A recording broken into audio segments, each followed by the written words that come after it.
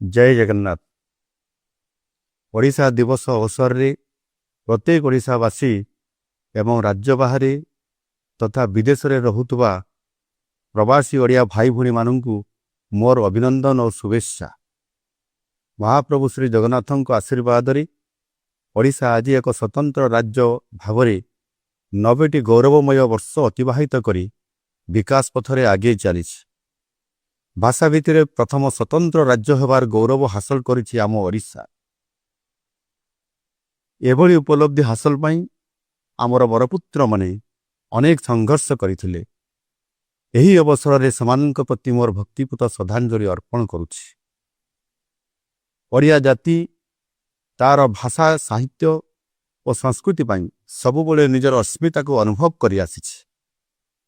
जगन्नाथंकर भक्ति रे ओडिसी संगीतर रागरे एवं ओडिसी संबलपुरी और विभिन्न आदिवासी नृत्यर छंदरे ओडिया जाति निजर परिचय को उज्जवल करि आसिछि। ओडिया पुओ झियो माने विश्वर जो कूଳରେ रहिले भी माटी माँ र संपर्क को भूली नहांती। विदेश माटी रे ओडिया पर्व पर्वाणी पालन करी ओडिया खाद्यर बास्नारे निजको हजाई दे निजर मौलिक सत्ता सहित जोड़ी हो रही। 90 वर्षर लंबा यात्रा अनेक घात प्रतिघात दे ओडिशा आज विकास यात्रार एक उत्साहजनक मोड्रे पहुंची।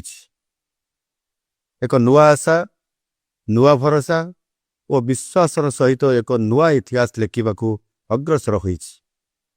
आगामी 10 वर्ष स्वतंत्र ओडिशा तार 100 वर्ष पूरण करिवो।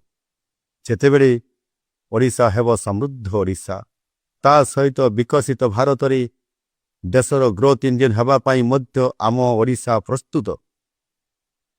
एही 10 वर्ष प्रत्येक ओडियांक पाई संकल्पर वर्ष हेउ। आसंतु आमे समस्ते प्रत्येक ओडिया जोंठी रहिले भी समृद्ध ओडिशा गठनर लक्ष्य पूरण पाई प्रतिबद्ध होई काम करि चलिबा। वंदे उत्कल जननी।